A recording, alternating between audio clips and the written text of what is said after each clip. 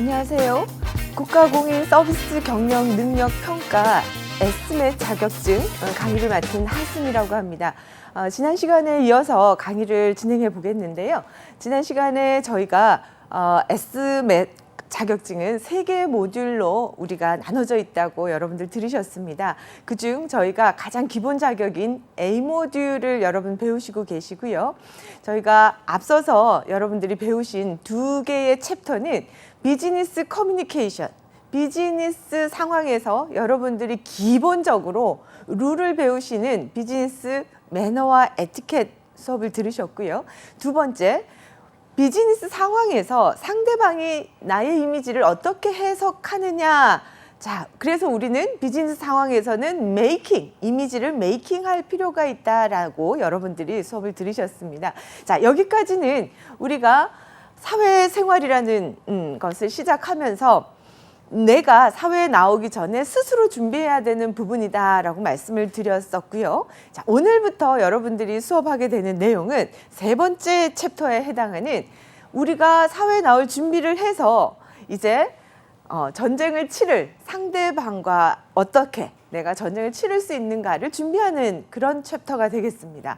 자, 저희가 자본주의에 살면서 자본주의에서 자본이 오고 가는 이 모든 활동을 우리는 비즈니스라고 합니다.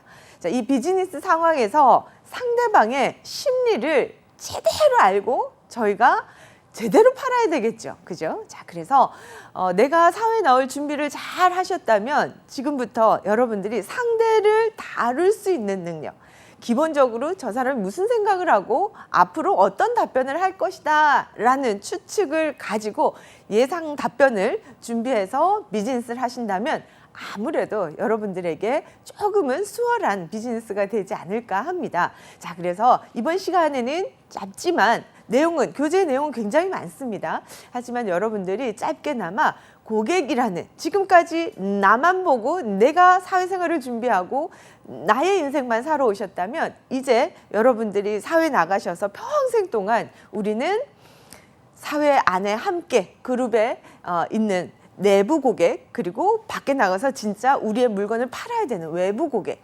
많은 고객들과 우리는 함께 살아가야 되는데요. 지금 배우시는 이 챕터만 잘 여러분들이 기억해 두셨다가 삶에 적용하신다면 어떤 타인과도 여러분들은 소통을 그렇게 어렵지 않게 하시는 가장 기본적인 방법을 배우신다라고 생각하시면 좋을 것 같습니다. 자, 3번째 챕터 고객의 심리의 이해로 들어가 보겠습니다.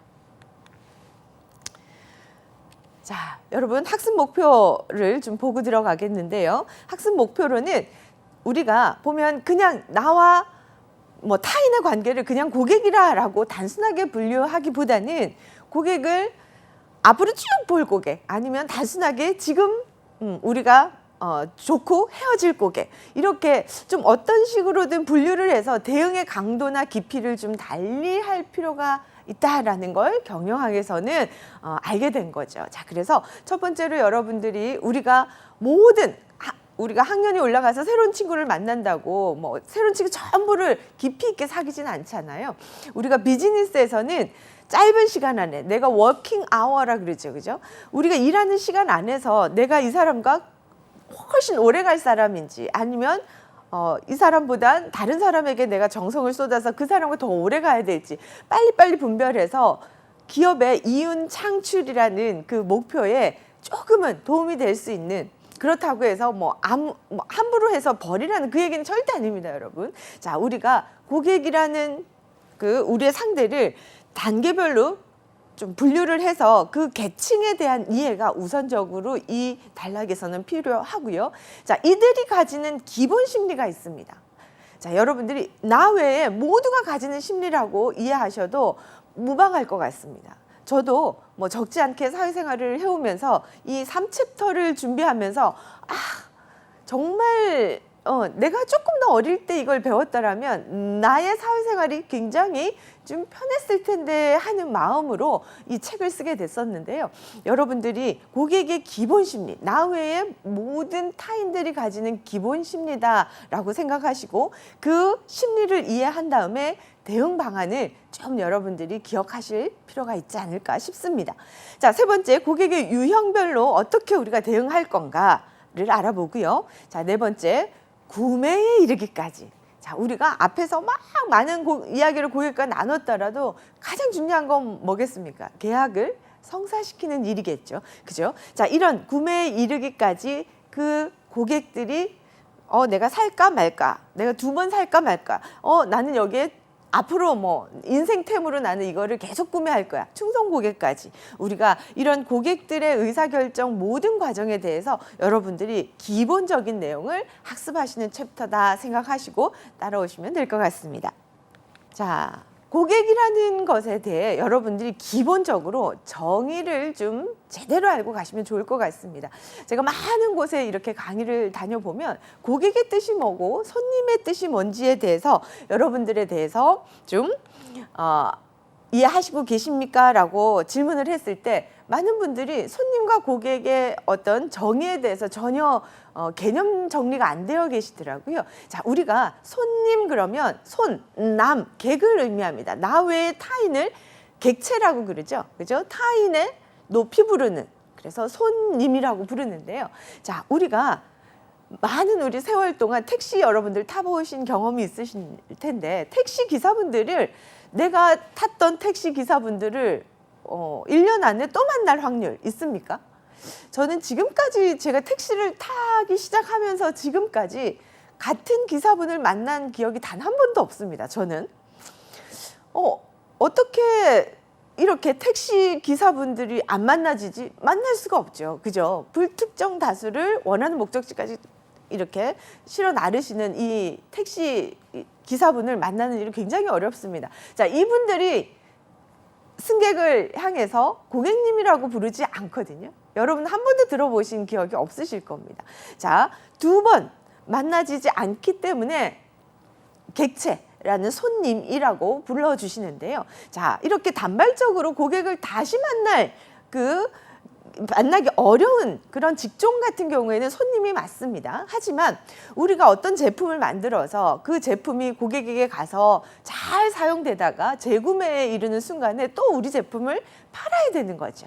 그래서 재구매 고객을 늘리는 건 굉장히 중요한 관건입니다. 기업들이 자, 우리가 고객은 왕이다 이런 이야기를 너무 보편적으로 쓰기 때문에 고객이라는 고자를 높을 고자라고 생각을 하시는데요. 아닙니다, 여러분. 자, 우리가 재고하다 뭐 이럴 때 고자를 쓰거든요. 뒤돌아볼 고자를 씁니다, 여러분. 한자로 고객의 고자는 뒤돌아봐서 다시 기억해서 여기 기억이 너무 좋았던 레스토랑인데 내가 전에 썼던 그 기억이 너무 괜찮은 제품인데 그걸 기억하고 뒤돌아서 재구매하러 오길 바라는 의미에서 우리는 뒤돌아볼 고자에 손님 객자를 쓰는 겁니다. 자, 그래서 우리의 업종이 다시 같은 고객에게 또 팔아야 되는 그러한 제품을 판매하는 곳이라면 우리는 우리에게 오는 손님을 고객이라고 칭하는 게 맞습니다. 자, 그래서 우리가 다시 와서 충성 고객에 이르기까지 고객을 끌고 갈 수 있는 그 힘을, 파워를 가져야지만 기업들이 오래 지속가능 경영이 가능하겠죠. 그걸 하기 위해서는 뭡니까? 밑에 신입사원부터 중간관리자, CEO까지 정말 죽을 힘을 다해서 전쟁터에서 전쟁하듯이 우리가 살아가야 되는 게 바로 경영 환경이다라고 저는 생각을 합니다. 자, 이렇게 고객의 정의. 자, 여러분들이 그렇다고 해서 우리 물건을 구매하는, 소비하는 소비자만이 고객이 아니라 자, 여러분들 서비스에 대해서 제가 첫 시간 여러분들께 자세히 말씀을 드렸는데요. 자, 1차 산업은 농업, 이렇게 자연에서 얻어지는 산업을 1차 산업이라고 하고요. 자, 바닷가에서 우리 잡아온 물고기를 조금 더 오래 보관하기 위해서 제조, 깡통에 담아서 공장에서 담아내는 그러한 2차 산업을 제조업의 대표적인 산업이라고 합니다. 자, 이 만들어진 깡통이 고객에게 가기까지 장사하는 사람이 큰 깡통으로 만들어 달라. 혼자 살기에 더 작은 깡통으로 만들어 달라. 이 소비자들이 소비에 이르기까지, 그죠? 제조된 물건이 소비자에게 가기까지 이 중간에서 발생하는 모든 노동을 서비스 산업이라고 말씀을 드렸습니다. 자, 그래서 이 고객들이 큰 걸 원할 때, 알겠습니다. 그리고 우리가 맞춰줘야만 한다라고 말씀을 드렸죠. 자, 그래서 우리가 이 고객들이 크게 만들어 달라면 귀찮아하지 않고, 자, 친절에 대한 사전적 정의, 제가 여러분들한테 두 번째 시간에 말씀을 드렸었는데요. 대하는 태도가 정겹고 고분함이라고 말씀을 드렸어요. 물건을 이렇게 만들어 달라, 저렇게 만들어 달라, 뭘 차갑게 가져다 달라, 새벽에 가져다 달라, 수많은 다양한 고객들을 맞춰줄 수 있는, 자, 내가 귀찮고 힘들더라도 정겨운 태도로, 고분고분한 태도로 맞춰줄 수 있는 그러한 직원들이 많아야지만 기업이 성장하겠죠. 그런데 아침에 출근해서 야근하고 이 고분고분함이, 정겨움이 묻어 나오겠습니까? 절대 나오기 어렵겠죠. 자, 그래서 기업에서 신경 써야 되는 건 또 무엇이냐? 바로 내부 고객을 의미합니다. 자, 그래서 직원들이 신이 나야 기쁜 마음으로 고객에게 새벽에 딜리버리 할 수 있고, 고객이 까다로운 요구에 그러시죠. 고객님처럼 그런 요구를 하실 수도 있습니다 라고 수용을 해서 맞춰줄 수 있는 그러한 역량은요, 아무리 AI가 발달한다고 할 수 있는 게 아니더라는 거죠. 자, AI가 발달해서 우리가 고객들이 시스템을 이해하고 학습이 충분히 다 돼야 AI 산업들, 우리가 4차 산업들은 우리 사회에 아주 보편적으로 자리 잡을 수 있습니다. 하지만 나이가 많으신 분들이 맥도날드 가서 키오스크에서 주문을 하시는 게 굉장히 어렵다라고 지금도 얘기를 하십니다. 그래서 지금 우리 그 주민자치단체에서 고령 60대 이상의 어떤 그 노년층의 그 디지털 교육 사업도 활발하게 이루어지고 있는 이유가, 학습이 되기 전까지는 어떻습니까? 사람에게 물어보고 사람이 가져다 주고 사람에게 서비스 받기를 원하는 게 아주 장시간, 그리고 우리가 사회적 약자는 누구나 될 수 있습니다. 우리가 뭐 교통사고가 나서 내가 갑자기 어디가 아파진다 이러면 저도 사회적 약자가 될 수 있거든요. 그러면 보통 사람들처럼 뭐 우리가 그 4차 산업에 다 적응해서 살아갈 수가 없는 거예요. 그래서 4차 산업이 아무리 오더라도 3차 산업, 이 서비스 산업은 함께 갈 수밖에 없다라고 말씀을 드렸는데요. 제가 여기에서 이렇게 열심히 말씀드리는 이유는 직원들, 같은 조직 안에서 직원들이 서로 존중하고, 또 기업의 입장에서 직원들을, 내부 직원들을 제가 정말 CEO 분들한테 강의를 가서 꼭 얘기 드리는 말씀이, 가족 같은 회사라는 말 하지 마시라고. 한솥밥 이런 거 하지 마시라고. 밥 따로 먹기 시작한 지 오래됐다고. 우리는 서로 존중하면서 거래 관계에서 그 안에 정말 서로 간에 이 존중, 그리고 우리 기업이 사회에 어떤 그 선한 영향력 이런 걸 끼칠 수 있는 그런 동기부여, 이런 것들을 지속적으로 우리 임원들이 해줄 필요가 있겠죠. 자, 이렇게 내부 고객, 서비스를 제공하고 있는 이 직원들의 마음이 정겨움과 고분고분한 태도로 고객을 대하기에 이분들이 덜 힘들어야 된다라는 거예요. 그래서 많은 그동안 제조업에 종사하시는 분들이 고객의 정의를 그냥 내 물건을 사가는 사람으로 생각을 하시는데요. 그러면 굉장히 아무리 좋은 물건을 잘 만드셔도 그걸 팔아내는 직원들이 인상을 찡그리고 불친절하게 그걸 고객에게 딜리버리 했을 때 고객은 절대로 재구매로 이루어지지 않습니다. 자, 그렇기 때문에 고객의 정의에서 여러분들이 고객은 높을 고자를 쓰는 나보다 위에 있는 사람이 아니라 내 옆에 있어서 내가 헬프, 도와줘야 되는데 이 사람이 다시 와주면 좋겠어. 자, 그런데 이 물건을 사가는 주체도 고객이지만 이 분에게 이 까다로운 요청에 잘 맞춰줄 수 있는 우리 직원들도 내부 고객에 해당한다라는 개념 정리를 하셔야지만 고객의 이해는 확실하게 되실 겁니다. 자, 그러면 구체적으로 들어가 보겠습니다. 자, 우리가 고객의 이해에 있어서 가장 중요한 게 기본 심리입니다. 기본 심리. 자, 여기 7가지는 제가 책을 내서 제가 썼다고 해서 제 정의를 내린 게 아닙니다. 지금까지 자본주의가 2차 세계대전이 끝나고 쭉 유럽에서 미국으로 일본으로 옮겨서 우리 한국까지 이렇게 이어지면서 수많은 경영을 돌려보고 경제를 움직여본 전문 학자들이 기본적으로 물건을 사러 오는 이런 사람들의 기본 심리는 이 7가지 정도에서 늘 여기에서 심리가 움직이더라는 거죠. 자, 제가 이걸 정말 제가 소비자 입장에서 그리고 제가 파는 입장에서 고객들을 봤을 때도 이 7가지만 잘 해도요, 관계를 오래 갈 수 있더라는 거죠. 그래서 여러분들이 7가지는 오지선다형 문제, 다음 중 고객의 기본 심리 7가지 중에 긴 것은 아닌 것은 이렇게 오지선다형으로 나올 수 있고요. OX 연결형 문제로 요것들을 다 하나씩 떼서 나올 수 있습니다. 그래서 시험으로 봤을 땐 별 5개의 문제입니다. 꼭 하나하나 7가지를 꼭꼭 씹어서 기억하시길 바라고요. 자, 첫 번째. 우리가 타인을 만났을 때, 자, 친구를 만났는데 커피숍에 제가 핸드폰 보고 있어. 친구가 왔는데 눈도 쳐다보지 않고 왔어, 앉아. 그리고 제가 할 일을 하면 친구는 마음이 어떨까요? 야, 이럴 거면 나 뭐하러 만나자 했어? 자, 그런 마음이 친구지간에도 들겠죠. 자, 우리가 타인을 누군가를 만났을 때 제일 먼저 발동하는 심리가 바로 hospitality, 환연 기대의 심리입니다. 누군가를 만났을 때 저 사람이 나를 반갑게 맞이해주면 좋겠다라는 마음은 누구나 깔려 있다라는 거죠. 그래서 이건 내향형, 저는 내향형이라 잘 못하는데요. 그게 아닙니다. 이거 노력을 해야 되는 거예요. 외향형이라면 다행히 자연스럽게 나의 기질에서 나올 수 있지만 사회생활은 내향형, 외향형이라고 다 외향형만 사회생활하는 건 아니죠. 그죠? 우리가 비즈니스 상황에서 누군가를 처음 만났을 때는 눈을 마주치고 반갑게 환영을 해주는 이 태도가 바로 이 심리를 채워줘야 그 다음 심리로 넘어가더라는 거죠.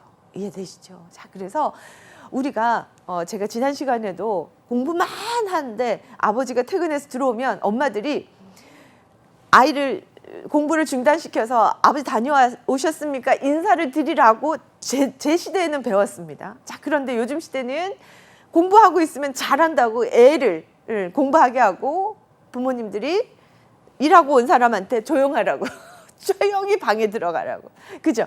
그렇게 인기척도 내지 말고 시험 기간이니까. 그렇게 이야기하면서 타인을 대하는 기본적인 이 누군가를 환영하는 어떤 태도가 습관이 좀 무뎌지게 가고 있지 않나라고 저는 많은 생각을 하게 됩니다. 자, 그래서 누군가를 만났을 때 나의 에너지를 굉장히 의식을 가지고 노력을 하셔서 반갑게 맞이하시는 이 태도는 서비스 산업사회에서 너무나 중요한 태도입니다. 그래서 여러분들이 눈을 마주치고 친절한 그 미소를 띠고 인사를 하는 거, 이거는 여러분들이 항공사 승무원이나 호텔리어 교육을 보시면 이렇게 이빨에 그죠? 이렇게 우리 송곳니에 딱 나무젓가락을 끼고 미소 연습을 한 다음에 고객을 마주할 때 눈을 마주치고 안녕하십니까 라고 이렇게 하는 모습들을 여러분 보신 적이 있으실 텐데요. 전부 이 심리를 충족하기 위해서입니다. 그죠? 물건을 파는 게 아니라 비행기를 이용하고 내리면 그게 소비인 거죠.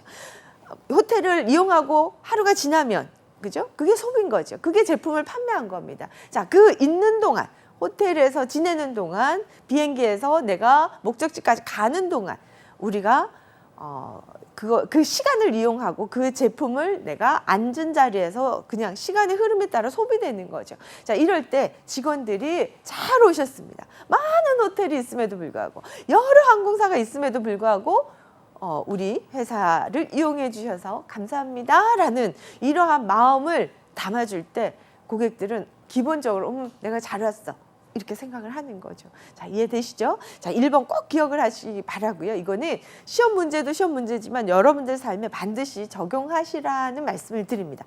자, 2번째 독점 심리라고 있습니다. 고객은 누구나 뭐예요? 어렵게 번 돈으로 내 돈이 가장 소중합니다. 자, 그래서 식당에 가서 어떤 사람 테이블은 음식을 한 4-5개 시켜서 테이블 단가가 높을 수 있고요. 어떤 분은 아주 뭐 싼 음식을 하나를 시킬 수가 있다라는 거예요. 자, 주인 입장에서는 여기는 테이블 단가가 낮고 여기 테이블 단가가 높아서 여기는 잘해주고 여기는 못해줘야 돼. 그렇지 않더라는 거죠. 누구나 어렵게 내 형편에 맞는 주문을 해서 앉아있는 고객들이죠. 이 고객들은 누구나 독점 심리, 내가 최선의 서비스를 받고 싶다라는 그 마음은 누구나 갖고 있다라는 거죠. 그래서 적은 주문, 뭐 많은 주문에 상관없이 고객 한 사람의 그 주문에, 그렇지 않나요, 여러분? 저는 정말 세상에서 제일 어려운 일이 이 자본주의에서 나와 다른 사람들과 소통을 해서 밥벌이를 해내는 이 일이 제일 어려운 것 같아요. 자, 이렇게 어렵게 번 돈을 가지고 내가 소비하러 갔을 때 그 마음은 내가 최선의 걸 사고 싶고 지금 이 순간 최고로 행복하고 싶고, 그렇지 않나요? 이 모두의 심리입니다.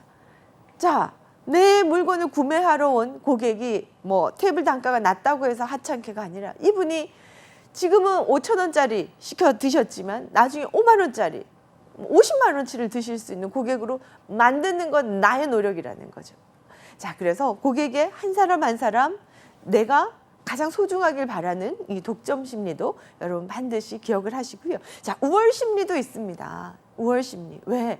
자, 예전에 우리가 뭐 할아버지 세대, 우리 1960, 70, 80년대 이럴 때는 요만큼 생산되는데 소비한 사람들이 이만큼 많았죠. 그죠? 지금은 전 세계에서 물건들이 쏟아져 오는데 인구는 줄어들고 있지 않습니까? 자, 그렇기 때문에 너네들 물건 오케이, 다른 물건 쓰면 되지. 그렇지 않나요, 여러분? 우리가 편의점 뭐 C 땡에 가가지고 불편해 그러면 우리는 언제든지 세븐 땡에 갈 수가 있고요. 세븐 땡에서 불편해 그러면 G 땡에 갈 수가 있어요.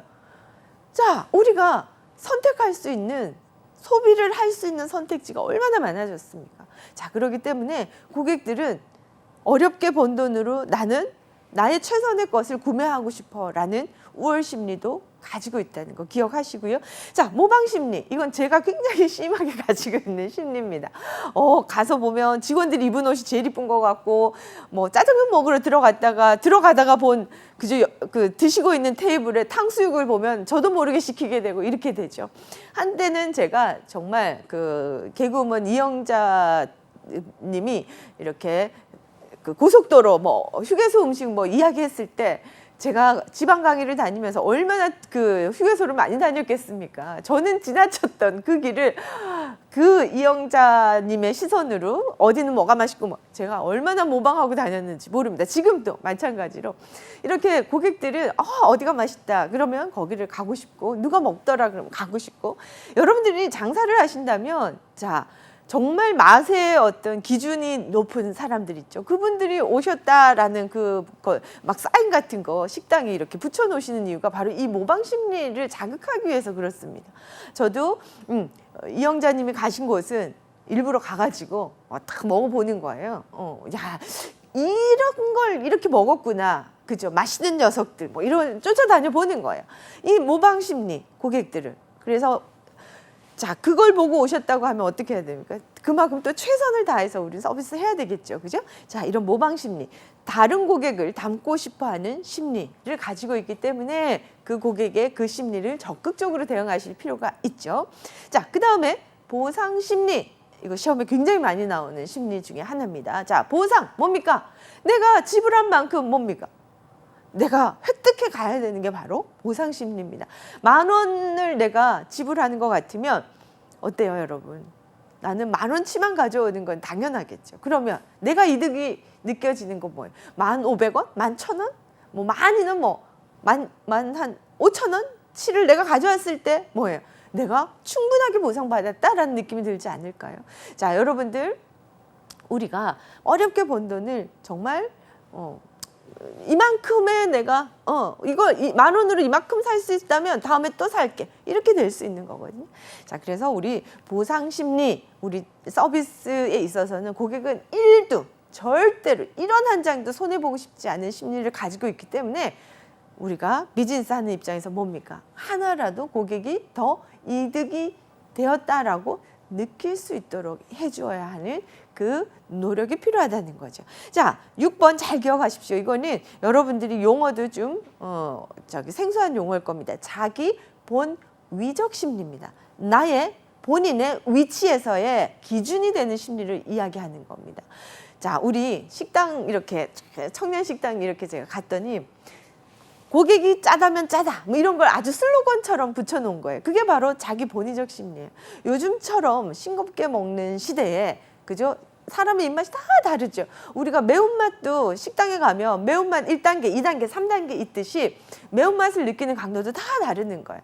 자, 제가 이렇게 그 미스테리 샤퍼로서 기업에 이렇게 모니터 나가보면 이게 제일 안 돼요, 여러분.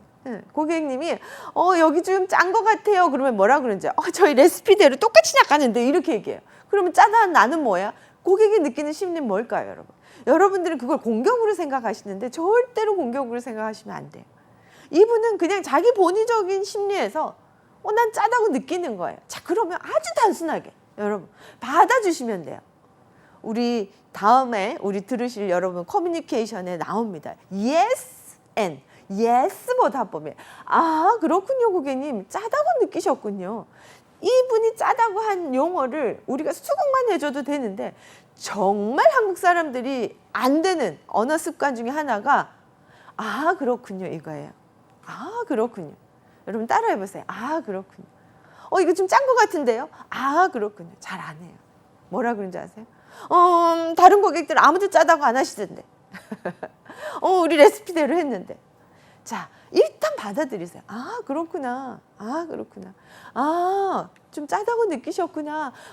그럴 수 있죠. 싱겁게 드시는 모양인데 저희가 그러면 육수, 간이 안 된 육수를 좀 더 갖다 드릴까요? 이렇게. 그죠? 우리가 이분에게 맞춰주려면 이 사람이 자기 이야기를 일단은 수긍한 다음에 어떻게 해드릴까요? 하면 되는데 고객들의 이 한마디 한마디를 접점에 있는 직원들이 공격처럼 레시피대로 잘 만들어 나갔는데 저 사람 왜 짜다고 뭐라 그러나요? 태클 걸어? 이렇게 공격으로 느끼실 필요가 전혀 없는 상황에서도 그렇게 해서 이렇게 자기의 의견이 다른 사람들 아무도 안 그러는데 왜 고객님은 짜다고 그러세요? 라고 반응을 들은 고객들은 어떨까요, 여러분? 지금 나를 별난 사람으로 취급하는 거야. 여기 뭐가 이래? 자, 감정은 진화하게 되어 있습니다. 그래서 조금 나의 의견을 이야기했는데 상대의 반응이 기분 나쁜 거예요. 그럼 어떻게 돼? 근데 이야기를 썩다 보니까 화가 나는 거예요. 그러면 어떻게? 이제 컴플레인까지 올라가서 이제 난리가 나게 되는 거죠. 자, 그래서 첫 번째 단추가 바로 자기 본의적 심리를 못 맞추는 접점의 직원들이 너무 많더라는 거죠. 그죠? 자, 저도 지난 겨울에 코트를 사러 가서 갑자기 단위가 10만 원대 단위에서 100만 원대 단위 하나가 오르는 거예요. 그래서 저도 모르게 왜 이렇게 비싸졌어요? 이렇게 얘기했거든요. 근데 거기 백화점에 매니저급이 되는 분이 저를 딱 째려보시더니 저희 디자이너 브랜드거든요 이러는 거예요. 순간 제가 늘 입던 브랜드인데 순간 뭔가 민망한 느낌이 들면서 너는 우리가 디자이너 브랜드인 걸 모르고 얘기하니? 이런 느낌 있죠. 저를 비하하는 느낌이라고 해야 되나? 해석이 안 되는 불쾌감이 들어서 네 하고 제가 구매가 어디 있습니까? 그냥 나와버린 거죠. 백화점을 아예 나와버린 거죠. 자, 이렇게 여러분들 우리가 그냥 고객님 비싸다고 느끼셨습니까? 코로나가 지나고 이렇게 하면서 저희가 원단 가격이 올라서 또 디자이너 분들이 조금 이렇게 퀄리티 있는 디자이너 분들로 바뀌셔서 저희들이 좀 많은 신경을 쓰게 되므로 제품이 이렇게 단가가 올랐습니다라고 설명을 하면 되는 부분들을 모두가 이렇게 공격적으로 받으신다라는 거죠. 자, 그래서 이 기본 심리는 시험에 안 나올 수가 없는 거예요. 여러분들이 이걸 그냥 글로 해석하시는 정도가 아니라 이걸 그냥 상대방의 의견이구나. 저 사람이 생각하고 인지할 수 있는 그 선에서는 그럴 수 있구나. 라고 인지하시면 되는 거예요. 자, 그래서 여러분들 자기 본의적 심리, 자기 위주로 상황 판단을 하고 있다라는 걸 그렇구나. 그렇군요, 고객님. 이게 정답이에요. 그것만 잘하셔도 되는데 우리 지금 우리 10대들 보면 친구가 뭐라 그러면 아니 누구의 의견도 저도 10대를 키우고 있는 입장이라 무슨 말을 하면 아니 부정부터 하는데 자 그럼 yes 그렇구나. 화법에 대한 중요성 굉장히 우리 대한민국 사람들이 가진 조금 어떤 특이성인 것 같아요. 자, 자기 보위적 심리 잘 기억하시고요. 자, 존중 기대 심리 당연하겠죠, 여러분. 그죠? 우리 뒤에 매슬로우의 욕구 5단계를 할 텐데요. 우리 사회는 기본적으로 우리가 생존의 욕구, 안전의 욕구, 소속의 욕구가 우리 사회에 한 소속이 되고 나면 우리는 그 사회에서 느끼고 싶은 건 뭘까요? 존중의 욕구예요. 존중의 욕구. 그래서 우리가 우리 사회라는 집단에 소속이 되면 우리 누구나가 해야 되는 게 뭐냐면 서로 간에 존중의 태도들이에요.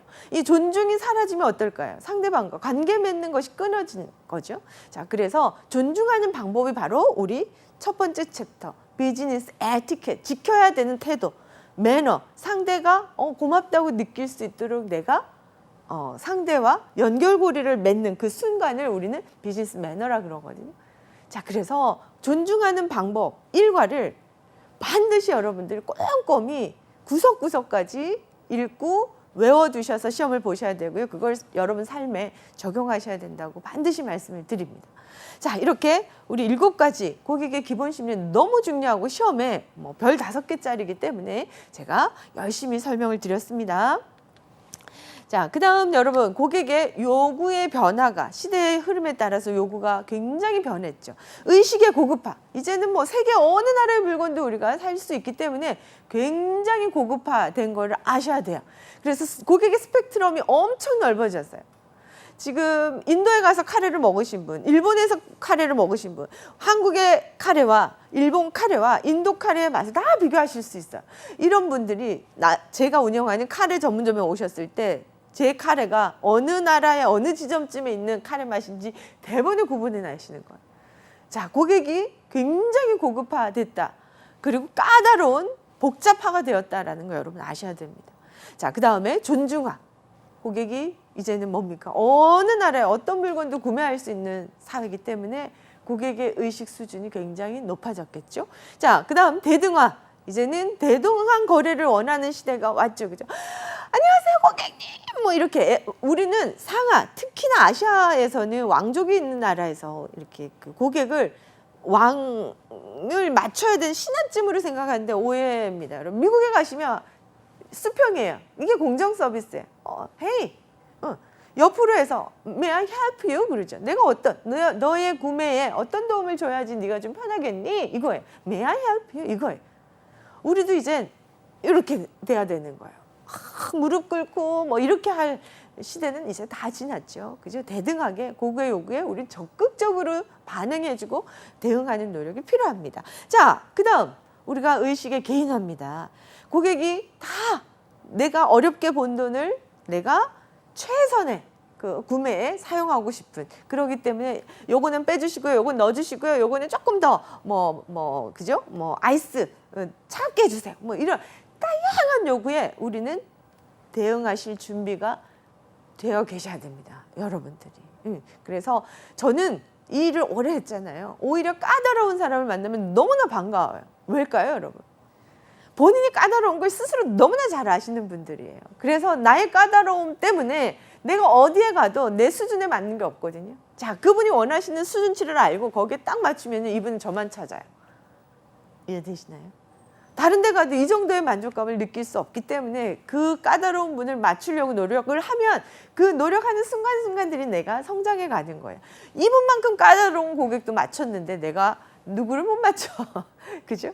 저도 20대 때 정말 사회생활의 경험치가 많지 않은데 너무나 다양하게 1등석 고객 이런 분들의 까다로움을 받아내는 그 순간 정말 미칠 듯이 힘들었거든요. 정말 일을 그만두고 싶은 순간들이 너무나 많았지만 그 순간을 다 지나고 나니 30대, 40대가 다 편한 거예요. 제 삶에 내가 그때 그 까다로운 사람도 맞췄는데 이 정도는 맞출 수 있어. 이렇게 되더라고요. 자, 그래서 여러분들 삶에 까다로움을 지닌 분들을 만난다면 여러분들이 한 번쯤 도전 정신을 가지고 넘어보시라고 말씀을 드립니다. 자, 그다음 여러분들 계층에 대해서 좀 공부해 보시겠는데요. 자, 고객을 우리가 관계 진화적인 관계가 깊어지는 과정에 따라서 고객을 분류해 놓은 그 기준입니다. 자, 2차 세계대전이 끝나고 자본주의자들이 고객을 물건을 사러 오는 사람만 고객인가? 아닌 거예요. 자, 우리 이번에 코로나를 겪으면서 어떻습니까, 여러분? 뭐 집 밖을 안 나가는데 어디가 고객이 있겠습니까? 고객이라는 그 우리 정의를 지발로 오는 사람만이라고 하는 건 절대, 그죠? 필요 없는 사람을 우리는 깨워가지고 그 사람 의식을 깨워가지고 팔아내야 되는 거예요. 이해되시나요?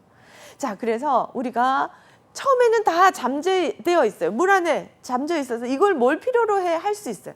이런 사람들을 끄집어서 우리는, 그죠? 가망. 사볼까? 가망 고객. 자, 그 다음에 한 번쯤 사보는 신규 고객으로. 자, 이 사람은, 괜찮은데? 계속 써볼까? 기존 고객이 돼서, 이건 나 일상에 꼭 필요한 물건이야. 라고 두고 계속 소비할 수 있도록 하는 충성 고객까지 끌고 가는 건 기업에서는 정말 엄청난 연구와 노력과 이 과정 안에 어마무시한, 전략들을 필요로 합니다. 자, 이런 전략들을 짜는 챕터가 바로 C 모듈 안에 들어가 있습니다.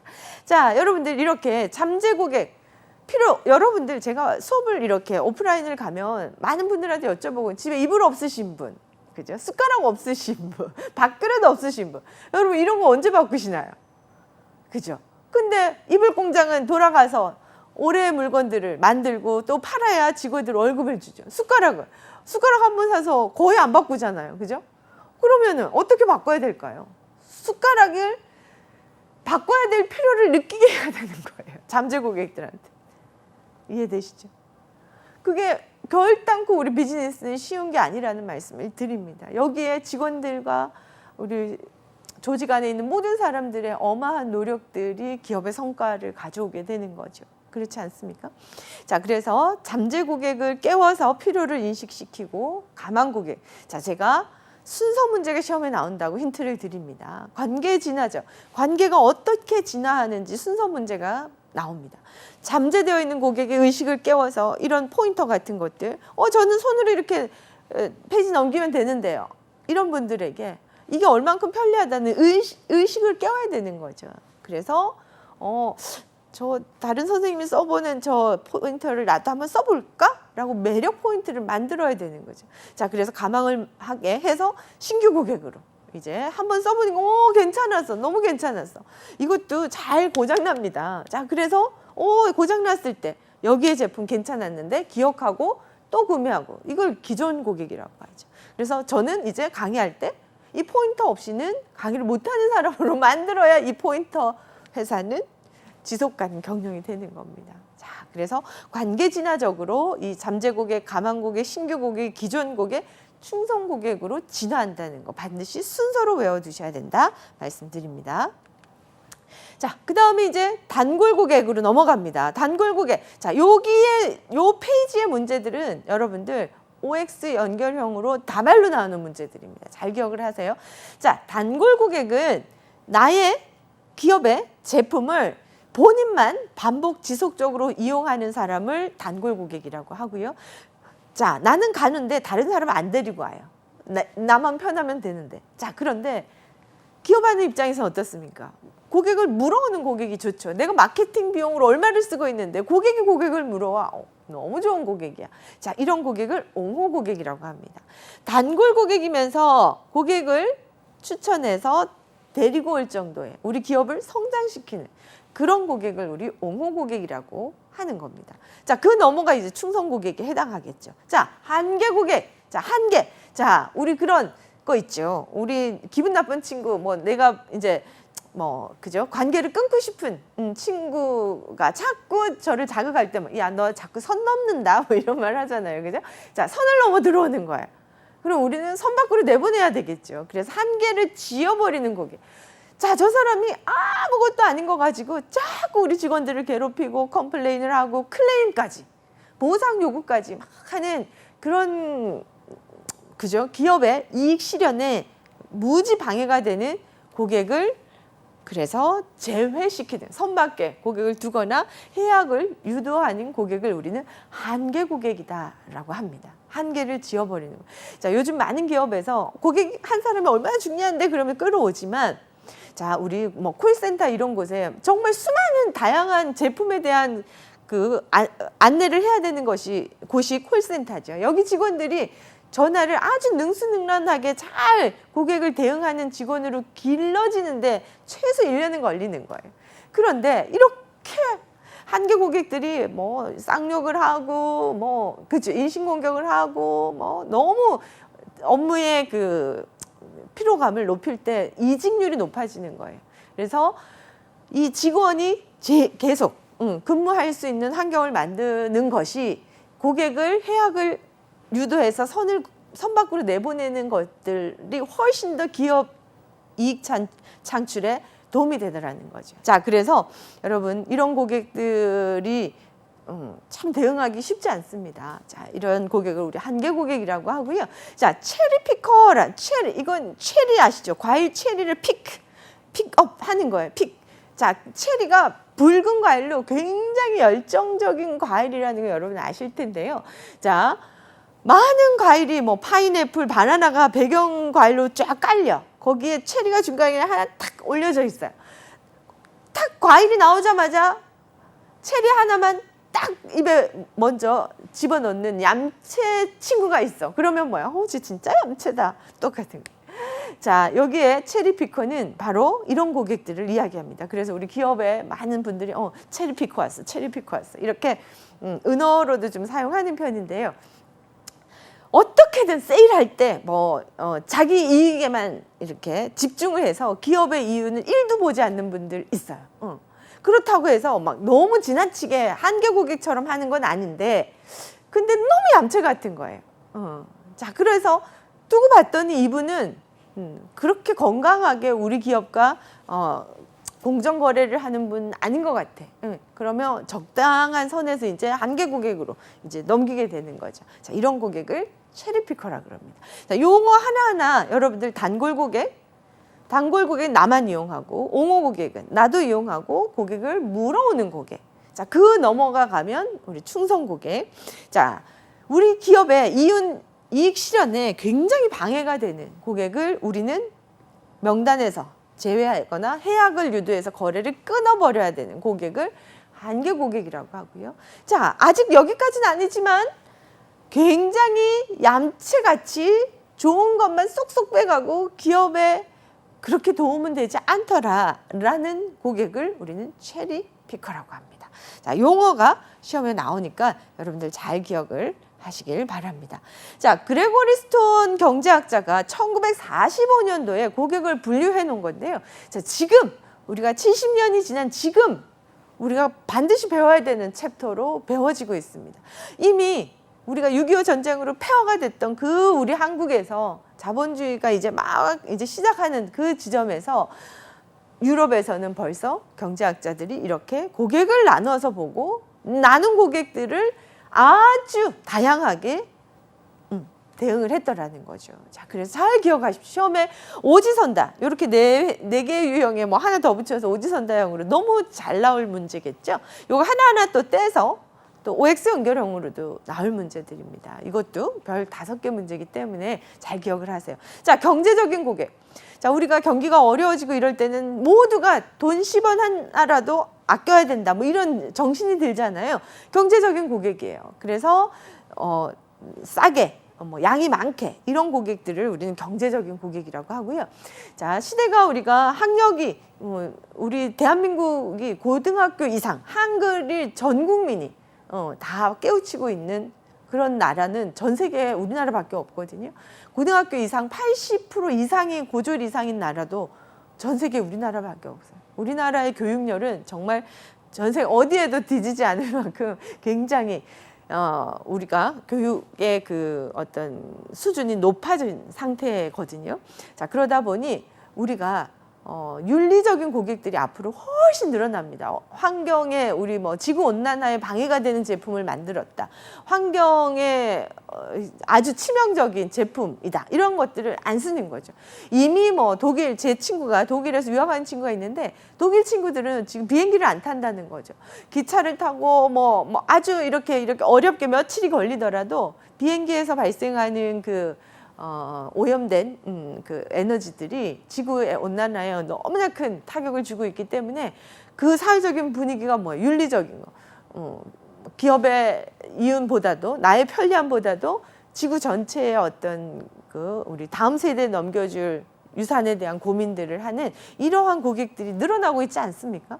이런 것도 윤리적인 고객들이에요. 그래서 여러분들 앞으로 우리가 환경이나 뭐 이런 그죠? 것들에 대한 고민들을 우리 기업들도 이제 제품만 만드는데 제조업을 그냥 단순 제품을 제조하는 걸로 생각하시면 큰일 난다는 거죠.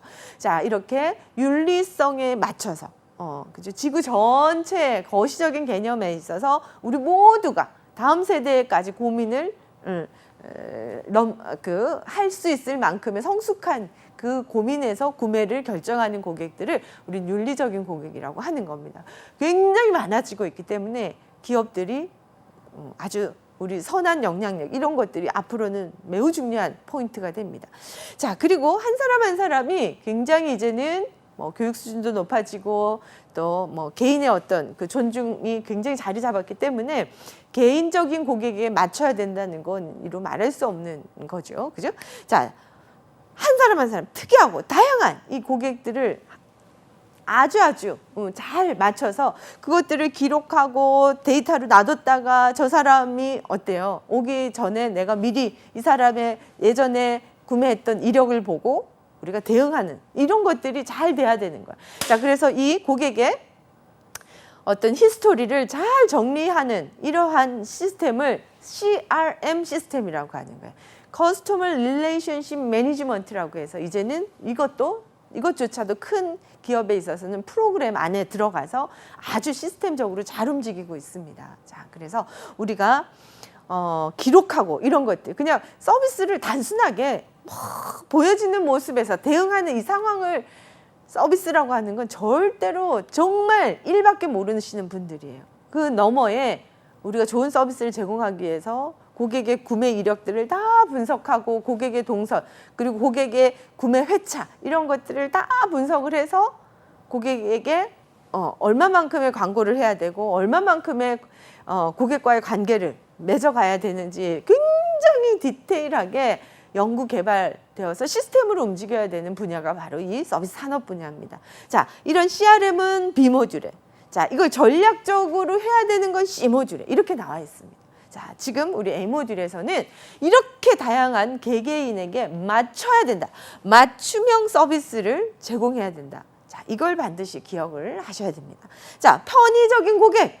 예전에 저희가 2000년대 초반에 대형 마트들이 한국에 막 상륙을 했습니다. 뭐 까르푸, 월마트, 뭐 이런 큰 대형 마트들이. 근데 다 한국에서 실패하고 나가고 토종 브랜드들, 홈플러스, 롯데마트 이렇게 막 생기게 됐죠. 여러분 그게 바로 2000년대 초반입니다.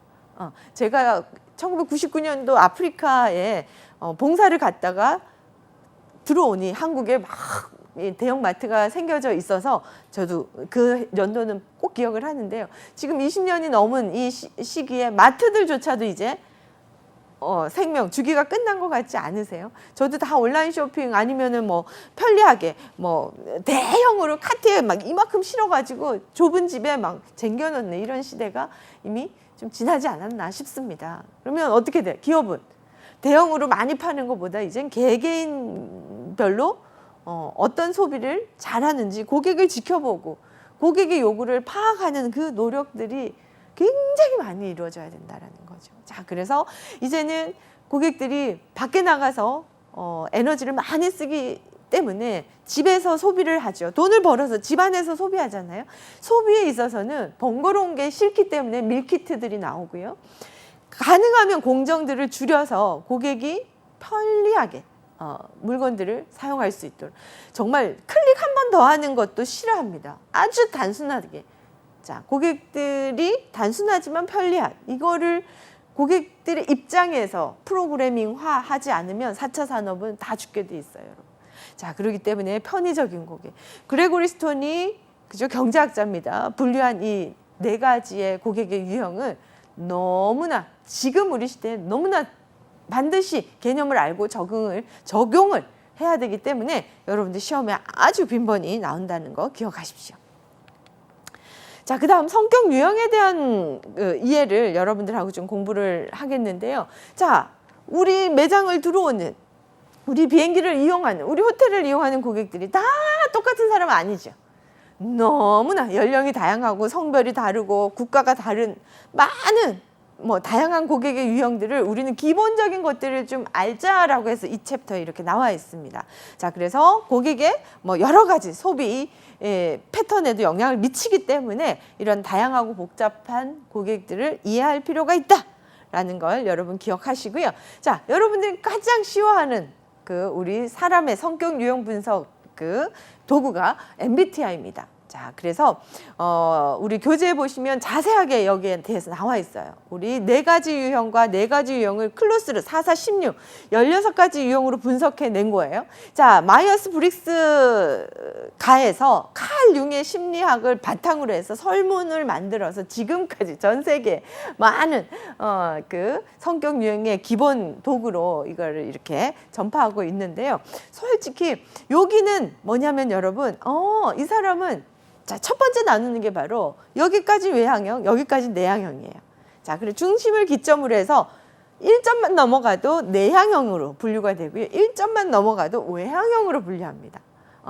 내가 스트레스를 받았어. 그러면 나는 혼자서 생각을 정리하고 누가 나 옆에 와서 날 건드리는 게 싫어. 그래서 나는 나 혼자서 에너지를 충전해야 돼가 내향형에 가까워요. 이게 바로 이러하게 나 혼자 정리하는 걸 선호하는. 자, 그렇기 때문에 선호 경향을 보는 거예요. 아니야, 나는 스트레스 받으면 친구들 만나서 이야기해야 되고 술 한잔 마시고 나고 막 여러 사람들과 어울려 놀고 나면 난 풀려. 이게 외향형이에요. 그렇죠? 자, 그런데 저희가 한국적인 데이터를 보면 한국인의 많은 평균 에버리지가 내향형률로 넘어와 있어요. 그리고 외향형이 많아야 서비스 잘하는 거 아닌가? 그럴 수 있어요. 자, 그런데 내향형들이 고객을 분석해서 더 점잖하게 적절하게 대응을 할 때 오히려 코로나 지나고 우리가 비대면 시대에는 내향형이 서비스를 더 잘할 수 있는 요건도 됩니다, 여러분. 자, 그래서 선호 경향, 내가 선호하는 것들을 밝혀서 고객들이 외향형은 벌써부터 들어오면서 어때? 이모 저 왔어요. 저 기억나시죠? 이러면서 들어오는데 내가 내향형이야. 그러니 안녕하세요. 저 고객 너무 시끄러워. 이러면 장사 어떻게 하겠습니까? 내가 내향형이지만 이모 안녕하세요 하고 들어오는 고객들은 어떻게 해요? 나의 에너지의 외향을 끌어내야 되는 거예요. 그게 힘든 거죠, 우리가. 끌어내서 안녕하세요. 지난번 언제 오셨던 고객 맞으시죠? 라고 알아주는 거예요. 이게 환영 기대 심리를 충족하는 거예요. 여러분들 우리 교재 안에 디스크, TL 교류 분석, 여러 성격 유형 분석이 있는데요. 3과에서는 고객을 제대로 아는 그런 공부를 여러분들이 꼼꼼히 하셨으면 좋겠고요. 자, 이런 다양한 고객을 어떤 커뮤니케이션을 통해서 끌고 가야 되는지, 자, 거기에 대한 내용은 다음 시간에 저하고 이어가 보도록 하겠습니다. 애쓰셨습니다.